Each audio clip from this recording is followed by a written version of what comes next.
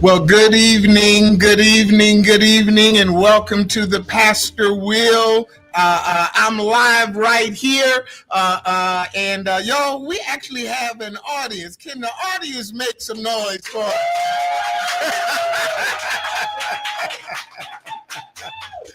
Yo, we in the Victorious Praise Café and a little intimate setting. I got two lovely couples here, and we're going to have a great discussion with them here in just a minute. But let me tell you something. This is interactive, so we love feedback. We want you to give us some feedback. But I'm going to let these beautiful couples introduce themselves. To my right, I have Bert and Nakia. Bert and Nakia, introduce yourselves.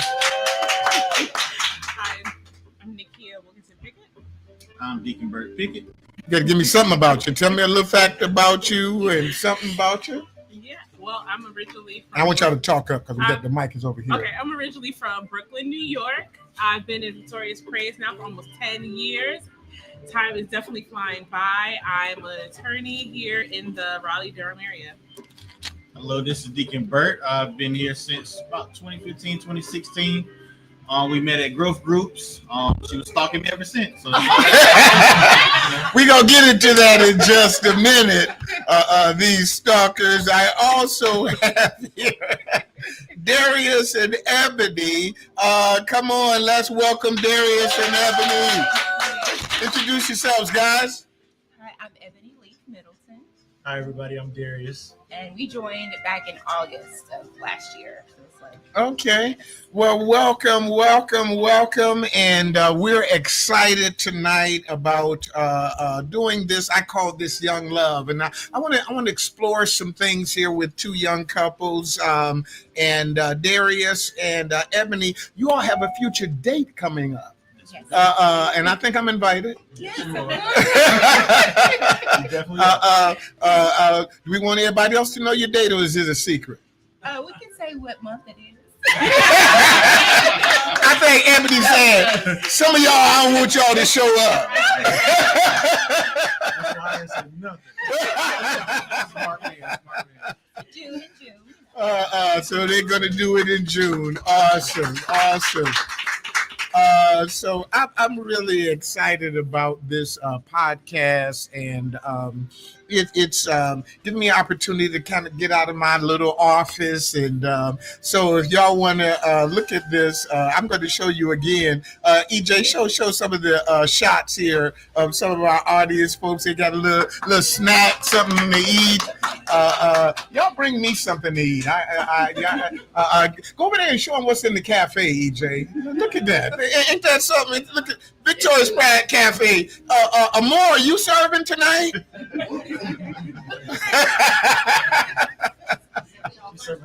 She on lunch break, huh? Awesome. So we're just gonna have a good time here tonight, and I'm just really thrilled about what we're doing here, and just a vision that I had. Number one, the cafe. Number two, the podcast, and now we're bringing it kind of all together a little bit. I'm gonna turn this music down a little bit because it's annoying me.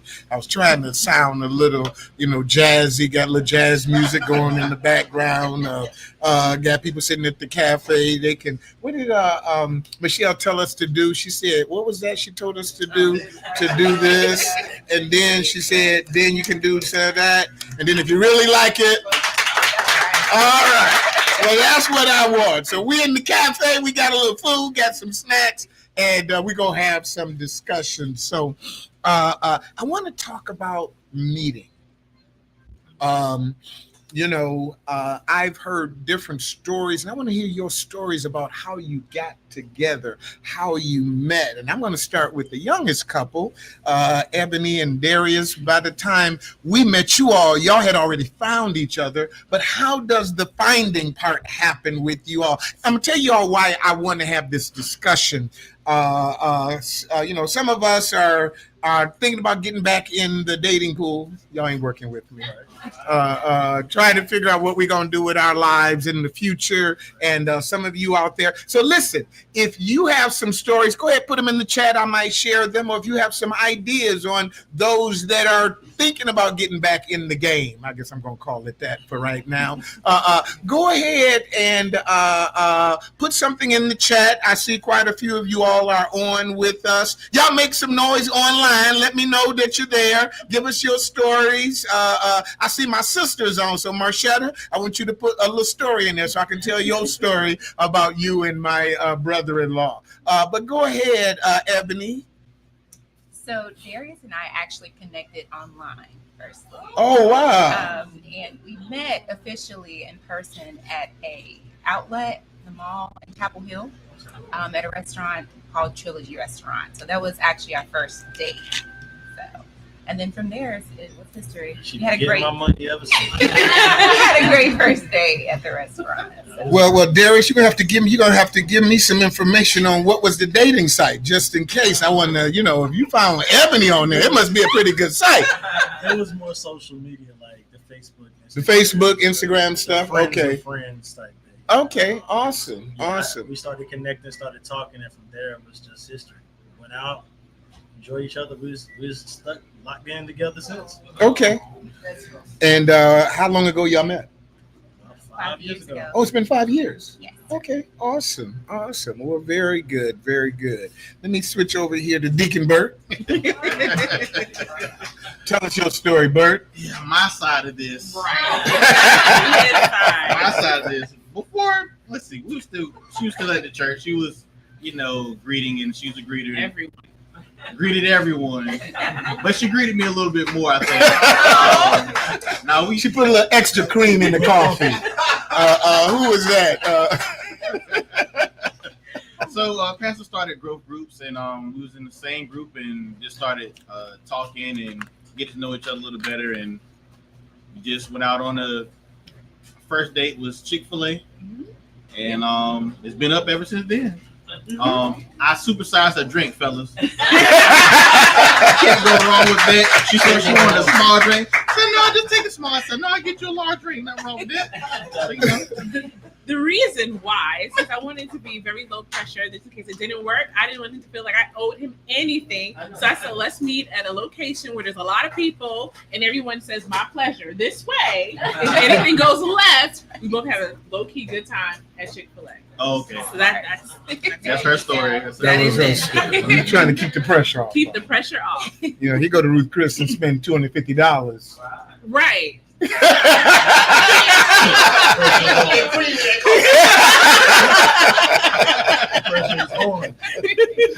So now we got pressure. So just listening to you all talking, and either one of you all can jump in. When, how, where did you know this was the right one? I know that's a challenge for people, especially in dating and all of that. And I tell people, for me, I'm so confused about this because everything is so different since when I first dated my former spouse. But tell me about, how did you know? I think mine took a little bit longer of an approach. Even though we dated for 5 years, I'm a part of the music industry, and I raised in the R&B, love songs, music industry, and a lot of the dynamic of what I was raised in and growing into was don't get distracted. Okay. Don't get distracted from your career and the things you have going on, and imploring and putting a lot of investment and money into a woman can get you distracted, and you're not focusing on what you need to do. So for the longest, that was my energy. Mm-hmm. So when I actually met her, I was on that same energy. We had a conversation about it and everything, and luckily, she was at the same place that I was. She was like, no pressure so much at the beginning. And I think that at the beginning, right. I think that I recognized that I knew she was, I don't think I ever told you this. I knew that she was the one at the time that we were still in the talking stage, and I invited her out to one of my shows. This is like the second or the third show he came to. And I had a drummer that was filling in. He wasn't my drummer. He was a drummer that was filling in. And he didn't know she was with me. And he saw her, and he was talking to my musician friends. Oh yeah, I see some girl in the green. I'm gonna go holler at her. I'm gonna go talk to her. And just that energy just riled up in me. I was like, yo. You try to go get that, you gonna get got. And so in that moment, she rode with me there. So like, I was like, yeah, I can't play around anymore. Oh wow, that's what it is. Okay. And then she put some pressure on me too. She was like, so what we doing here? Okay. So talk to us about that, Ebony. When did you know, and tell us about the what we doing here? There was a few moments there. Okay. But I feel like the moment that I knew that Darius was the one for me was when I knew that he genuinely had love for God, and I knew that he was genuinely based off a foundation of having a relationship with God. So, and that was just that took a little time, because of course it takes time to get to know someone in general, but just conversation with him, I felt at peace.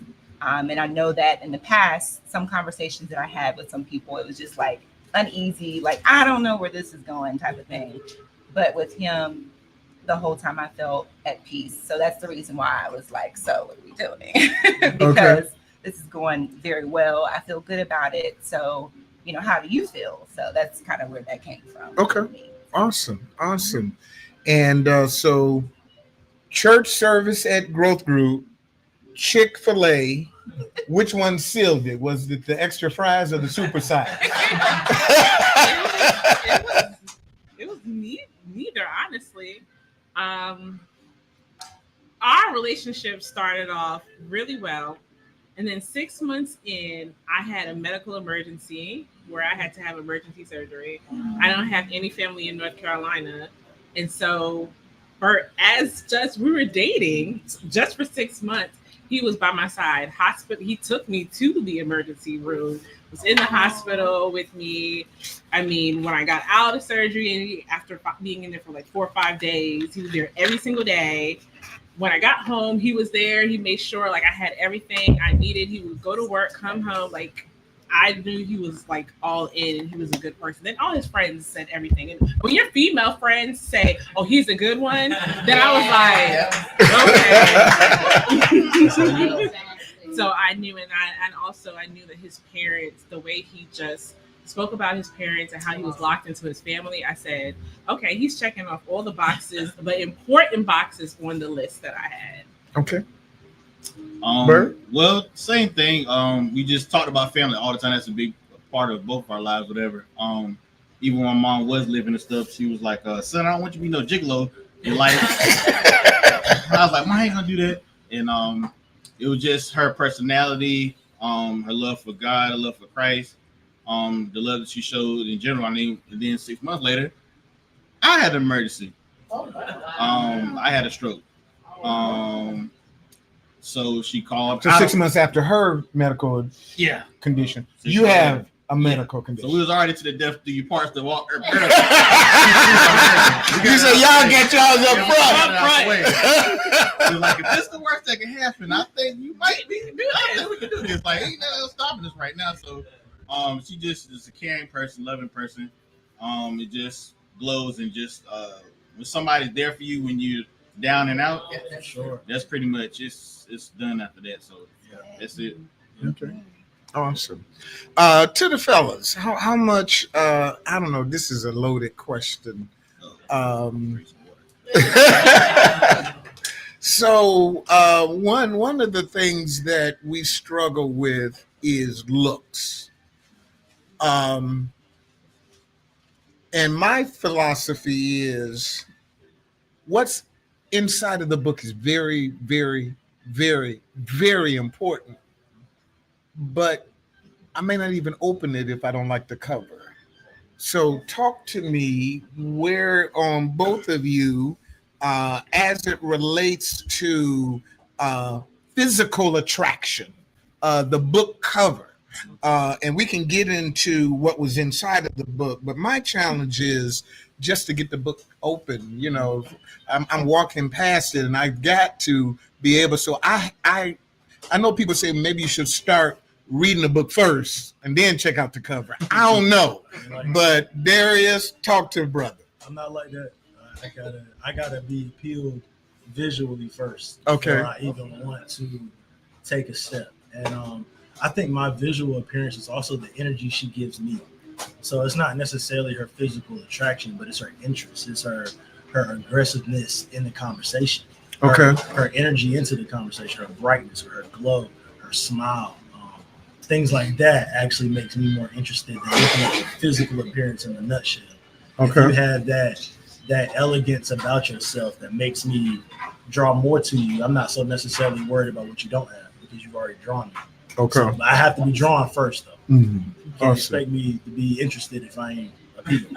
Okay. So that ain't gonna work. Bert, you got a similar response or a different response? Well, men are visual creatures. Okay. That's true. But at the same time, you could be a 10, but your personality can be a 0. So you have to have, if you have both, which I do have, somebody beautiful and personality is straight. Oh, he's laying it on,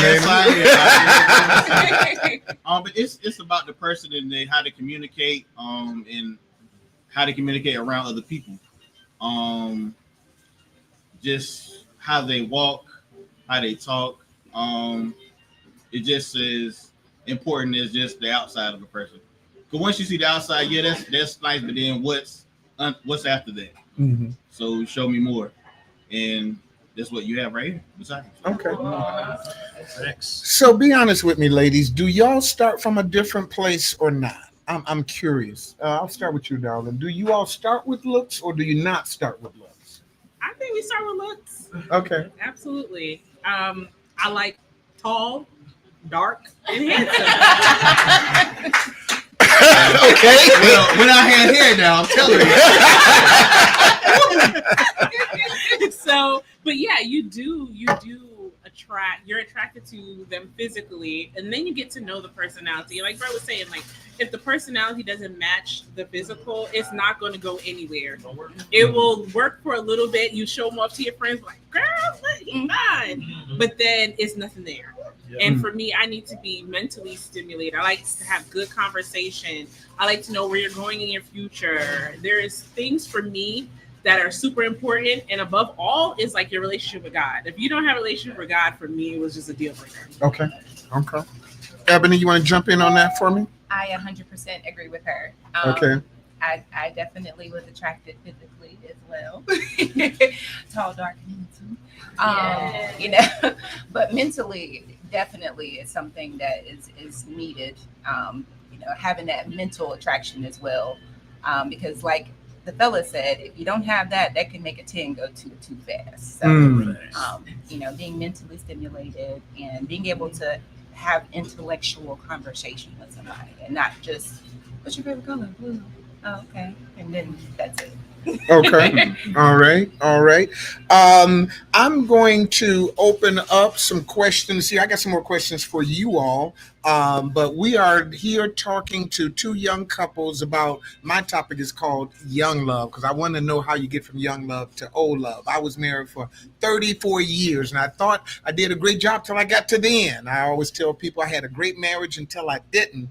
And there's some things that I certainly learned through this time of being married for that long and raising two beautiful children, building a great ministry. We had other businesses on the side. And so there was a lot that we did. And so I have some information about when we get to the whole going through all the different stages and back to that empty nest stage that I think that we, meaning me and my former wife, failed at.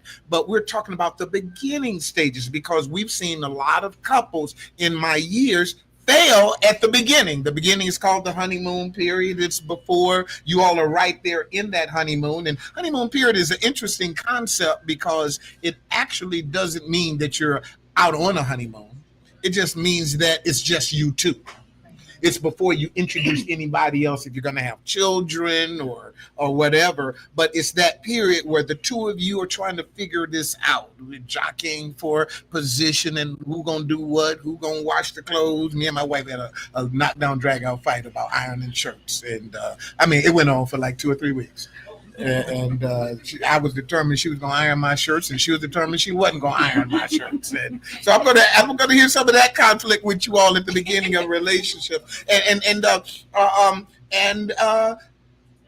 Mei Ling ended up ironing my shirts, by the way. She said thank you.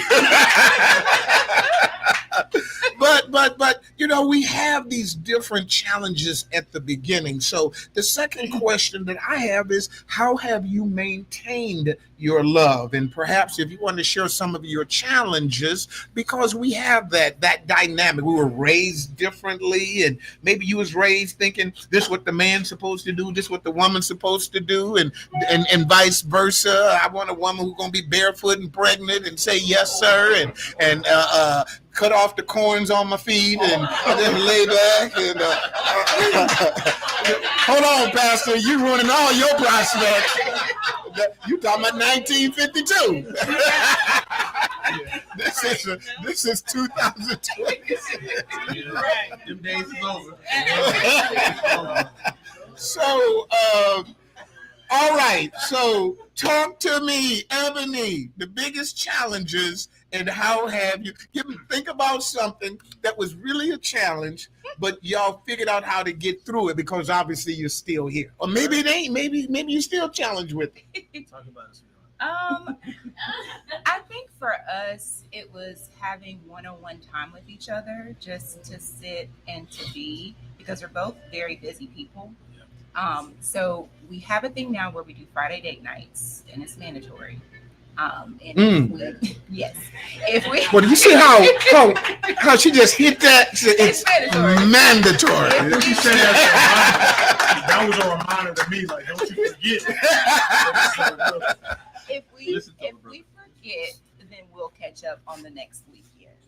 But just prioritizing our time together has been something that we've been practicing more of, versus the beginning of our relationship, where everything was just kind of, we were there, but we didn't really spend intimate time with each other. So I think that was a challenge for us, but we're still working on it, but we're getting better.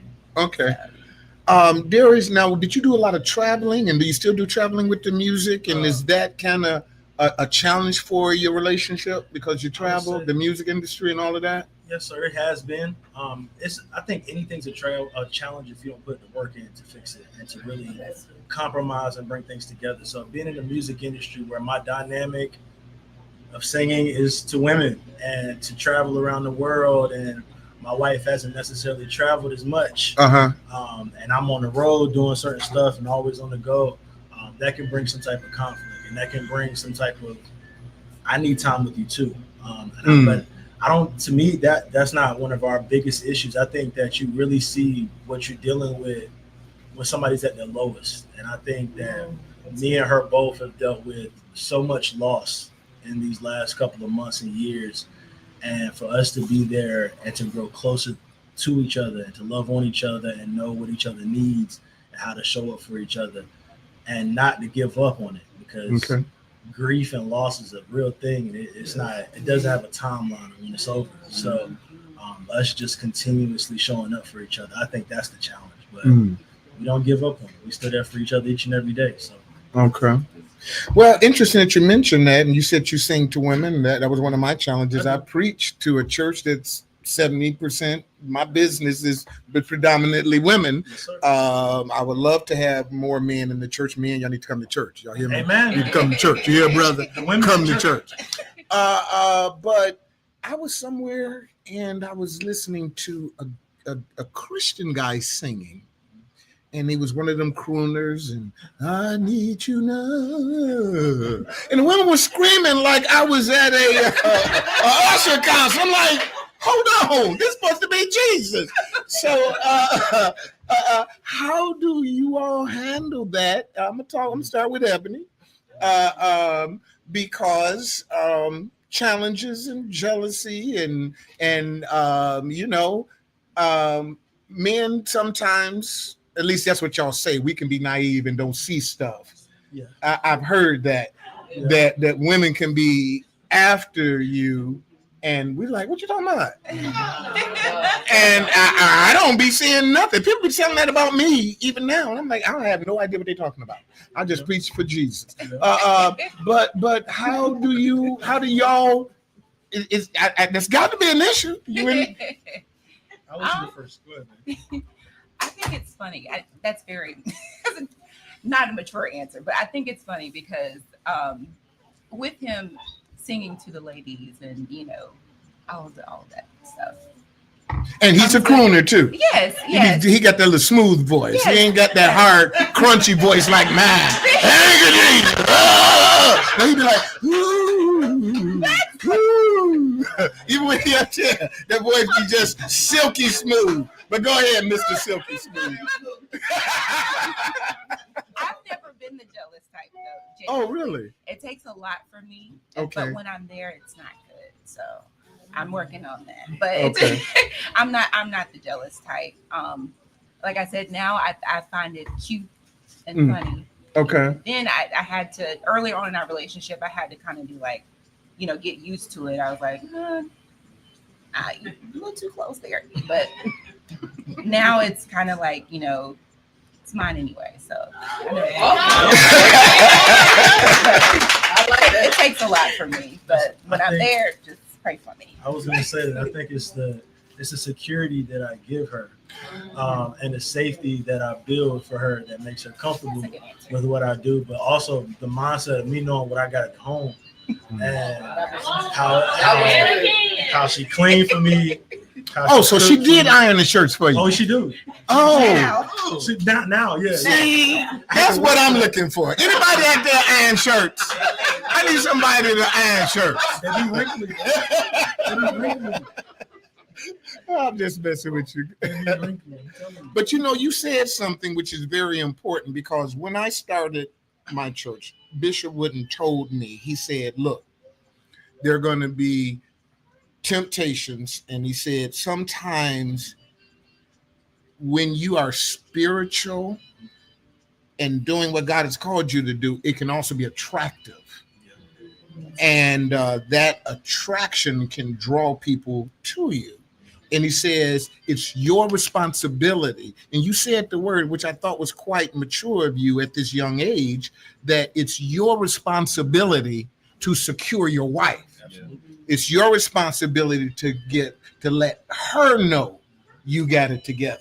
And that was one of the things I always remembered, that I never put myself in certain situations. I was always, it don't matter how strong I think I am, I always made sure that if somebody need me to come pray for them, if it was a female, somebody else was going with me to pray for them. You follow what I'm saying? I did those types of things when I did my counseling and things like that. We had people around and so on. So it was my responsibility. What has been a challenge for you all, Bert and Nakia, and how have you all gotten through those challenges, or whatever you want to share?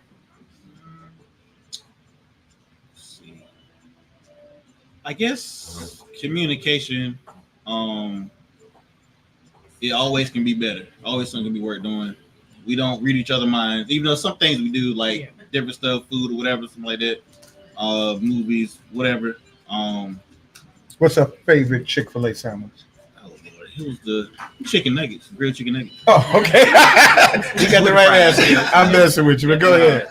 I think that's pretty much. Yeah, I would agree. Okay. I would say communication, because I was raised very independent, to be very independent. And so for a while, I was by myself. I took care of everything. I went to school, did all the things. Mm-hmm. And I never had to ask anyone to, hey, what do you think about this? I just always did it and went for it. I would figure it out on my own.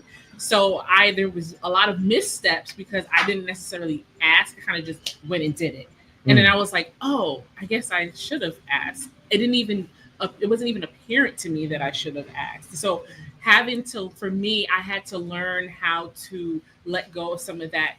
She is woman, I can do everything, and allow him to lead and to be quiet and to follow. I remember, this is my thing, in parking lots, he would always try to find the perfect spot. And I'm just like, park, I can walk. Just park the car. And before we get into any place, we're like having an argument in the car because I'm just like, why do we have to go all the way around the parking lot? Just park the car. I'm fine. My legs work. And so, but again, it's communication. So now I don't say anything. We'll just circle around and I'll just be like, I'm trying to find a good spot. See, Good parking spot. birds like me. Maybe that's a male thing. I'm like, if I circle around one more time, somebody gonna be coming out. Somebody always coming out. They either back it out because it's sometimes it'd be two big cars in between a small car you think is a spot and it's a little car part in there. So I'm like, well, once I get the handicap sticker, it's on. It's on. but yeah, so definitely communication. And like we were talking about grief, very early in our marriage, 2 years in, Bert lost his mom. And so we had to navigate grief and how do I support him without, again, letting go of that control, because I can think I can fix everything, but I realized I cannot fix that.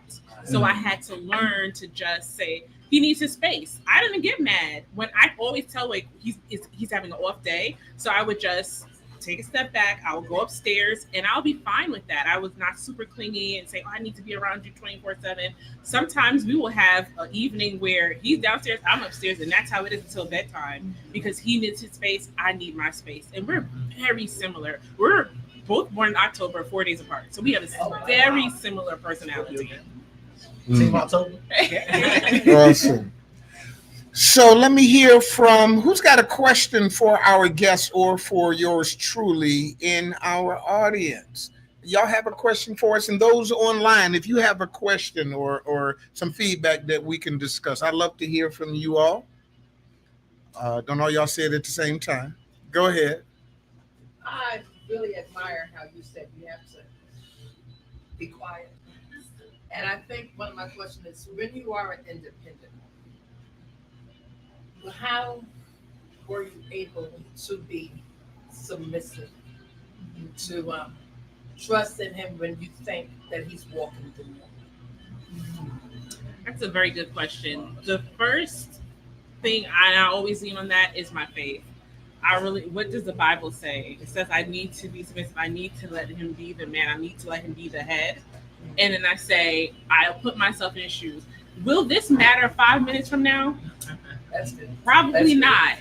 But an argument could be lasting. My words could have a lasting impression, and I don't want to emasculate him and make him feel like he's not the man in my life because I don't want someone else to give him that feeling like he's the man in their house or their workplace or their wherever. So I need to make him feel secure.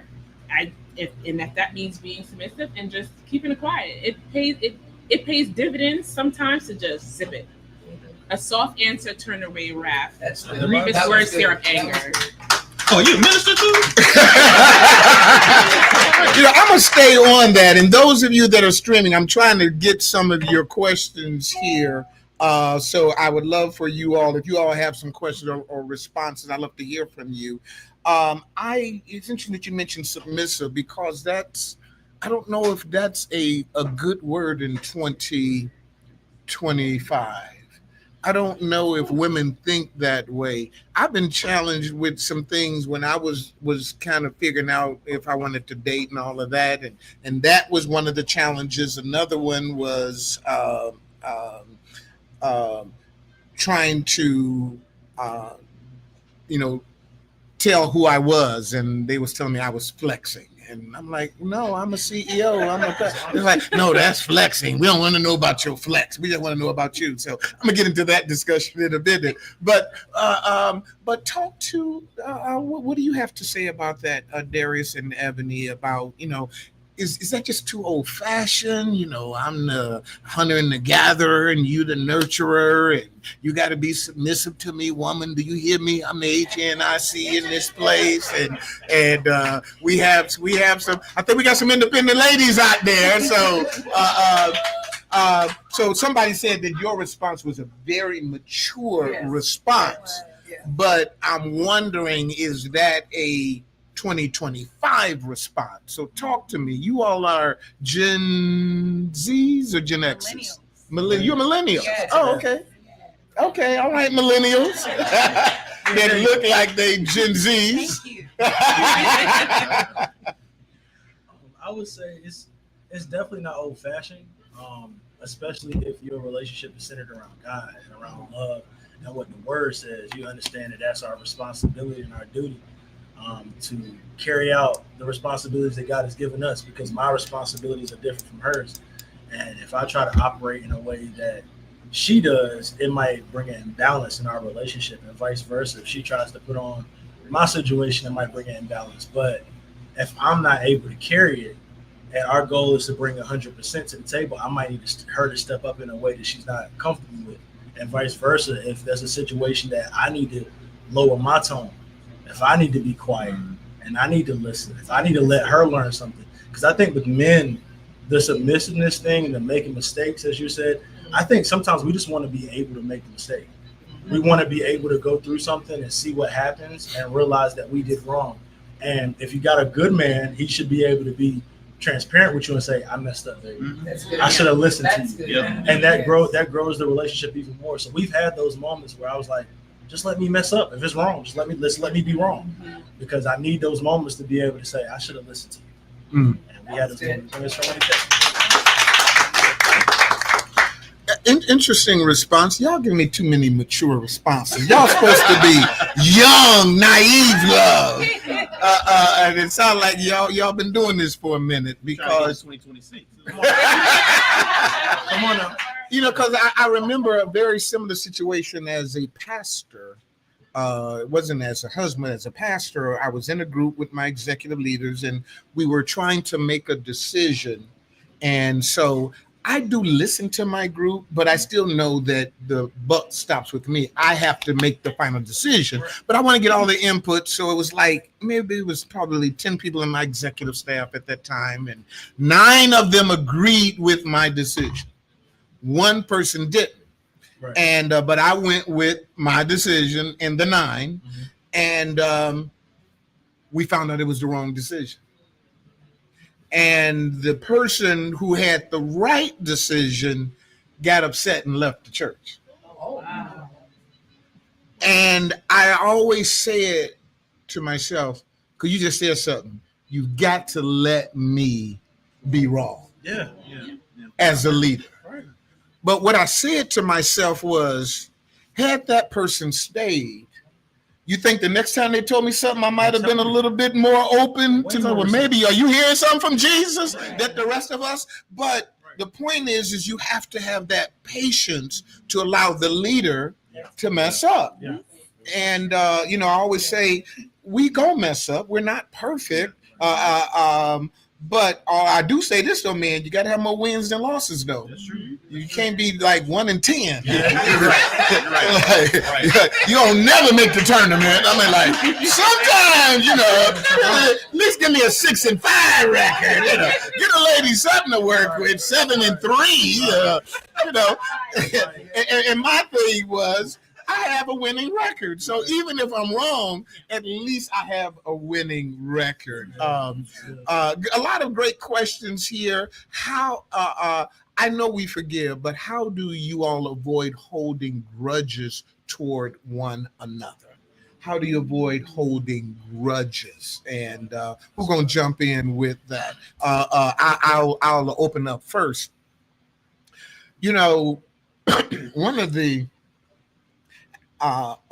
the challenges that I remember in my marriage was some things that I didn't do perfect in my marriage. And of course, the other person will have a different side of their story and whatever. But I was always a person that I just let it go. I didn't hold things. And I'm challenged with that now because I do hold things and I haven't gotten through that. So I know that can be a challenge. But one of the things that I learned when I was married was to make sure that you deal with things unemotionally.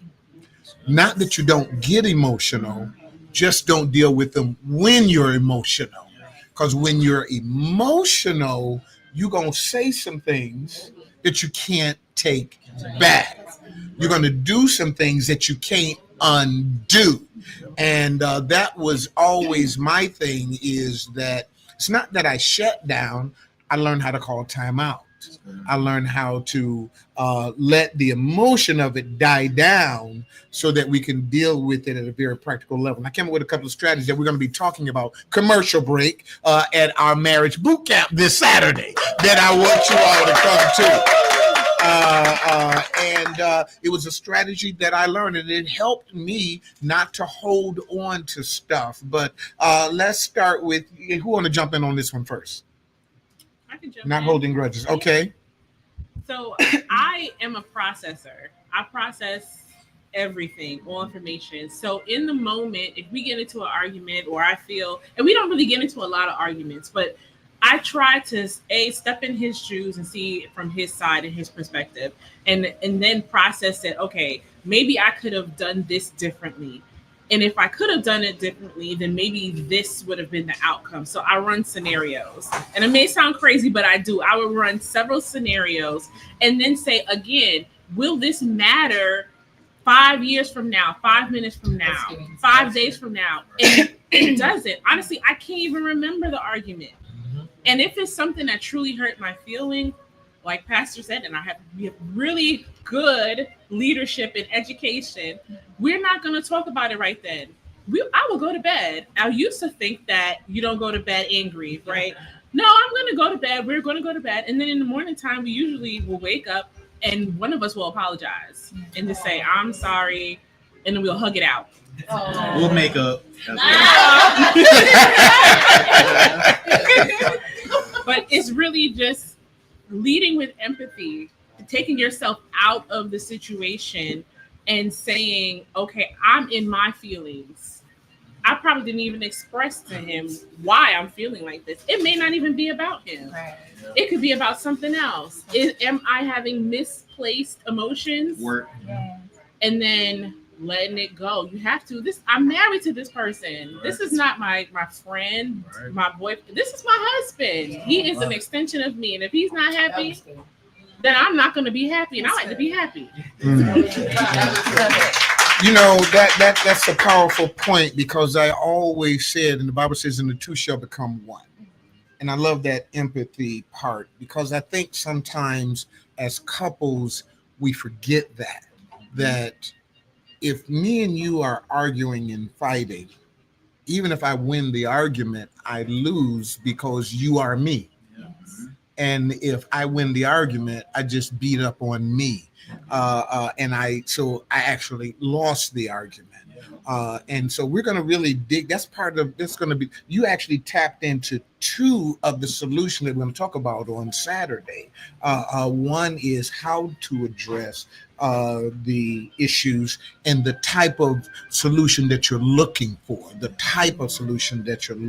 Anybody else want to jump in on that? I can. Okay. I can jump in on that. Darius and I both are very confrontational people. So we don't necessarily argue a lot, but we confront each other a lot about things. And what we have to do is we have to realize that it's us against the problem, not us against each other. So you've been to our boot camp. They haven't, but she's talking some good stuff right now. So we are more of we need to handle this on the day of type of people.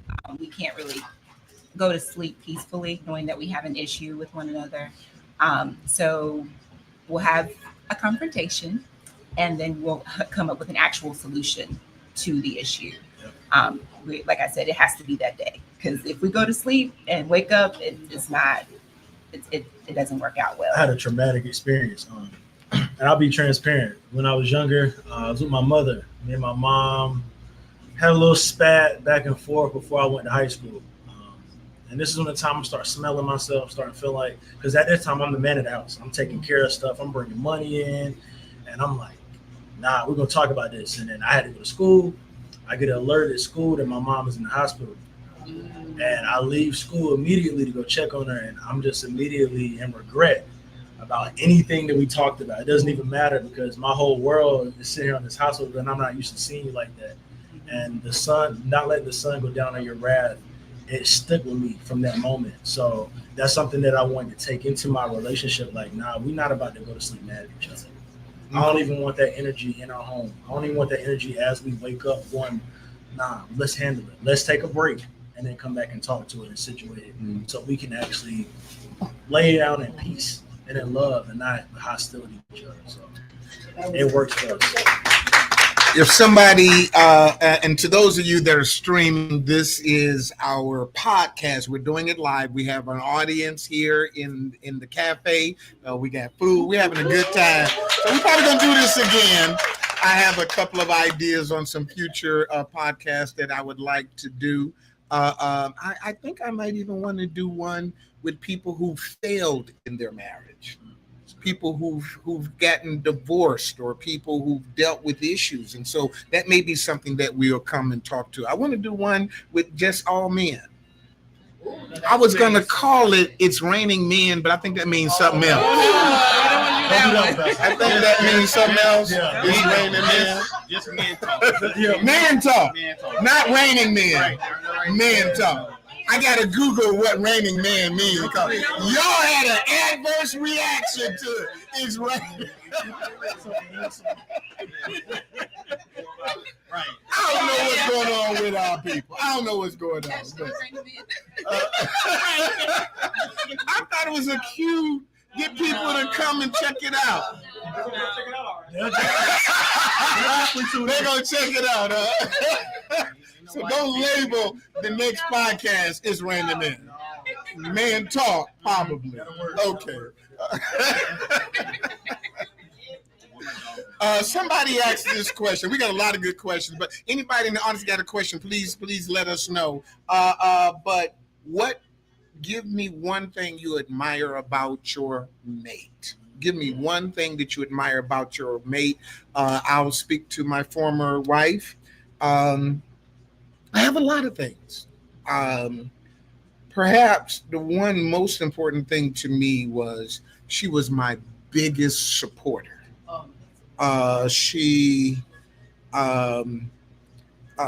Anytime I said God called me to do something, she was like, where we gonna do it? Yeah. I mean, she was that girl was like, she got the shovel in the bag, where we burying them. Okay.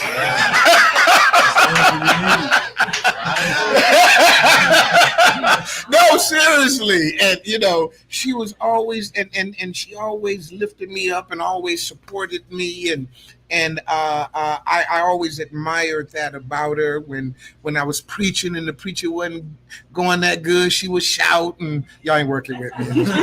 You're doing good, baby. Go ahead and get it. So I always appreciated that, and we moved around. We started in Ohio, went to New York, came down here, built a ministry, built a church, and was always the number one supporter. So that was my story. Who want to jump in first? What's one thing you admire about your mate? I'll go first. I admire Nikia's resilience from her childhood to now, where she was in the past, growing up, to now. And it's hard being a black female in the industry that she's in, being a lawyer. And she probably go through some stuff at work that I probably don't even know about. If she did, I'd probably go to her job and do something. But she's don't say that online. You do not mean that. I didn't mean that, but I would just park a little close to pick her up. That's what I'm saying. Yeah. But yes, just her resilience and everything she do, everything she put her mind to, is just unbreakable. So. All right. I admire Bert's the way he cares for people. Anybody, no one is a stranger to Bert. He will literally take off the shirt off his back if you needed it. Even if he didn't have it, he will give. He has such a giving heart, and that's why I don't mind doing anything for him. So when we talk about submissive and being all that, I know some people are on opposite sides of it, but I don't mind being submissive to someone who I know they got me, and he will protect me. I feel so secure. I always say, if something were to happen, it was because he had a mental lapse or something went wrong, something went south, because he's not that person to let anybody down. Sometimes to his detriment, but I know he got me. I don't have to worry about that. I'm very secure. All right, millennials, Okay, I guess I'll go. Okay, I'll go first. Definitely consistency and loyalty. Just as Nakia said, I know this man got my back, no matter what. And so far as consistency, he has literally been the same person that the first day that I met him, and he continues to grow into a better man.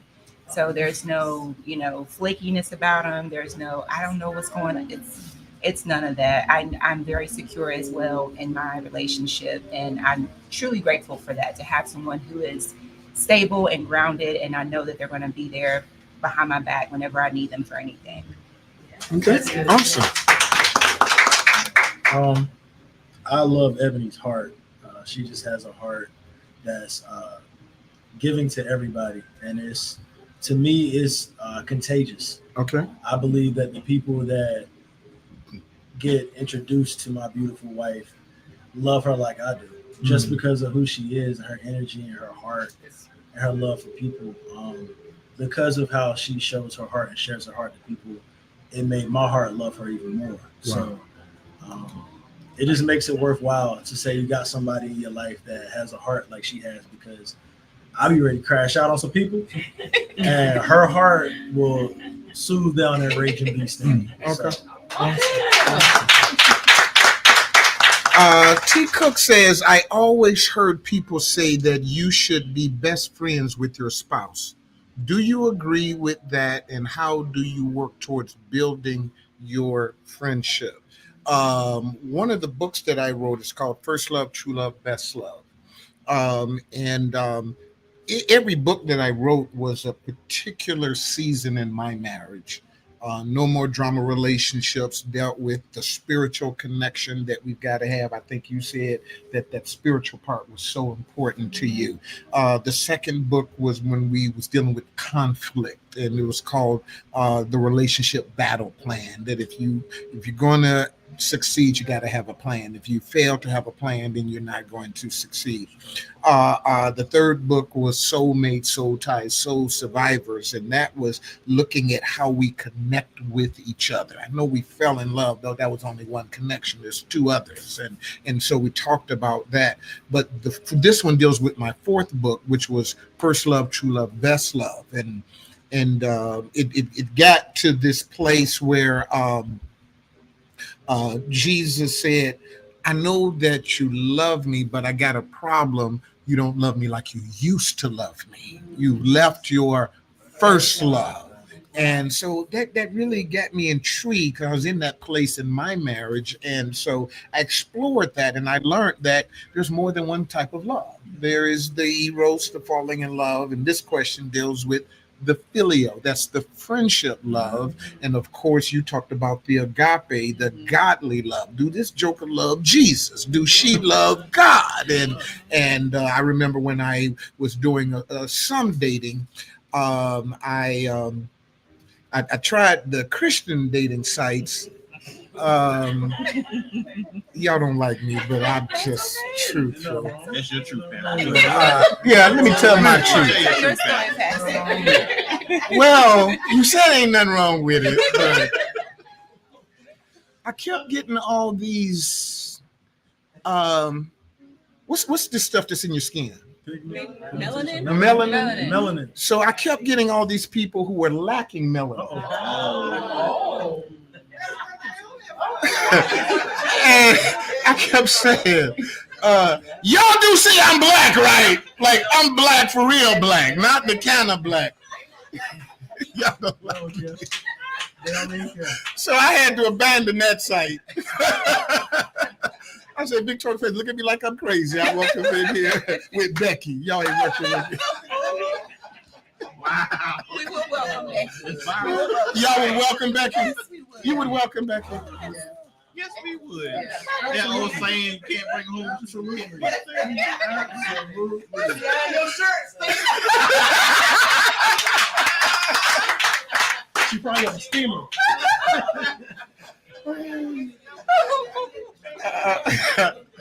But I digress.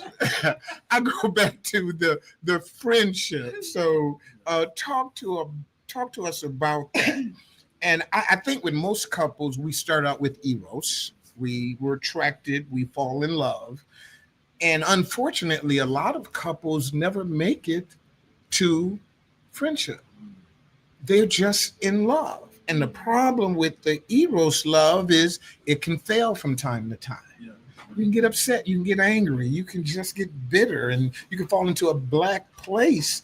And if you're not that person's friend, you might be in trouble. Yeah. And then, especially if you don't have agape love, because sometimes it's one thing to be neutral, but what happens when you go to now you're my enemy? Now you're trying to hurt me. Yeah. So talk about friendship. Who want to jump in on that one first? I'll jump in first. Okay. This is my best friend right here. Wow. Like, and it didn't start off that way because I have a myriad of people that I collaborate and I do business with, and I had homies that I call best friends. But when life started lifing, showing you who was really there for you, the person beside me was right there. So she earned her spot to be my best friend. She earned it, honestly, because I have some good friends and good people in my life, but my best friend, she got me like she earned it. You know, it's interesting because the Bible says he that would have friends must show himself to be friendly. That means that there must be an affirmative effort. Being married, having eros love and attraction for each other, having sex, producing children, building a house is not necessarily building a friendship. That's true. That's true. And so a lot of times people go through everything that I just said. 15 years later, 20 years later, the kids are at the house and they realize, I don't really like you. Like, who is this person in the bed with me? I don't like your attitude. I don't like your mentality. You just been here helping me to pay this mortgage and get these kids raised. And they never became friends. And so that is so important that we are friendship. You want to jump in on that, or one of you, I want to jump in on that friendship part? Oh, I can just conclude from what he said. We spent a lot of time in the beginning of us getting to know each other, just being ourselves. That's another reason why I knew that, this could go somewhere, because I can just be myself. I don't have to put on anything. I don't have to act a certain way. So I definitely would say he's my best friend as well, because I know that I can just let my hair down and be myself. Okay. All right. I'm going to jump over here on you all too. So I'm still trying to figure out and understand friendship, especially in marriage, because I don't look at Bert as my friend. I look at him as my person, if that makes sense. Go ahead. We have friendship. We built our relationship on friendship first, right? That's what we had. And I feel like we're so much more than, he's more than a friend. Like, say friend, but close like a brother. He's my person. He's my helpmeet. He is the person I'm going to go to first for everything, really, besides God. And so I would consider him more than my best friend. Okay. He's my best person. That's good. He like human person. That's good. All right. Well, after that, what can I say?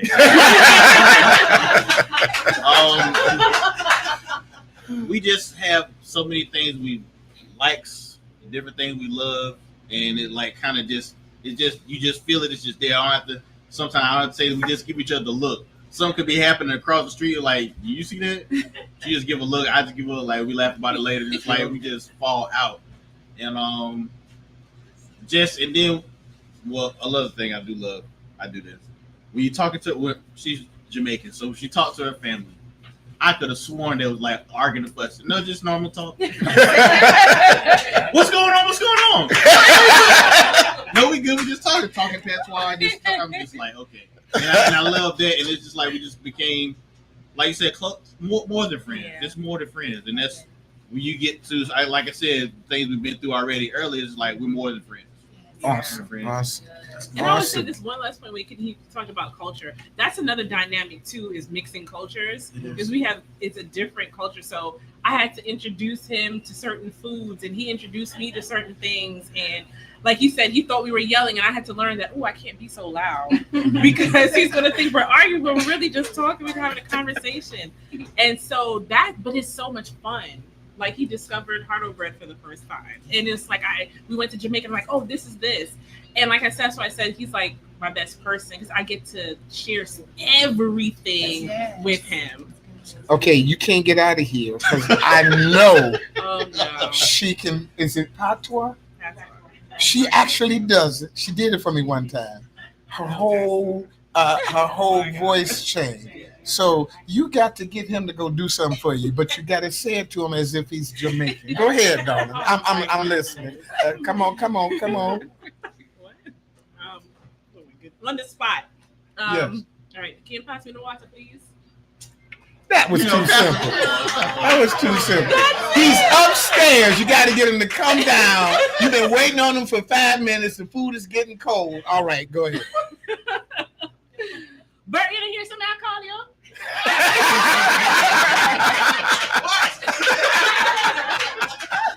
Yep, and I come downstairs.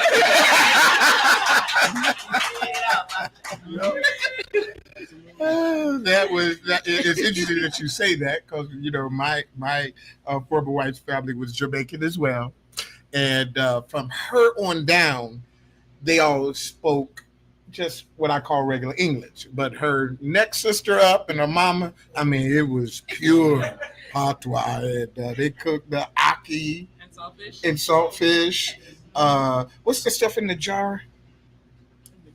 You put some little peppers in it, and you get some. Oh, the pickled pepper. You put some peppers in it, and you get the juice in it, but it's called something. It's pickled pepper. Okay. All I know is it was good. Yeah. So. Or pepper sauce, or they just Gotcha. Well,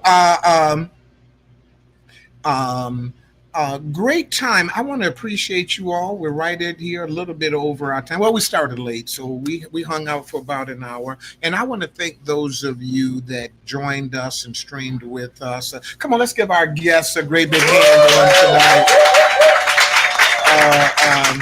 And EJ, where you at? I think some of our guests are still here. Didn't get them a little something to eat. Let's show our guests. Thank you all for joining us tonight. Y'all make some noise for yourself. We certainly appreciate you all coming to hang out with us on tonight. And I may do this again in the future, but apparently not with raining men. Apparently, I shouldn't do that. But we're going to have a good discussion in the future. I just want to thank you all for joining us. Listen, I believe in marriage. I believe in relationships. I love what you all said. We did the death do us part at the beginning. And we didn't part, so we good. So I love that. I'm going to have to remember that one. But there are answers. There are solutions. And even to those that have had broken marriages, I'm one of those that have had to deal with that. And I want you to understand that God still has love. God is love.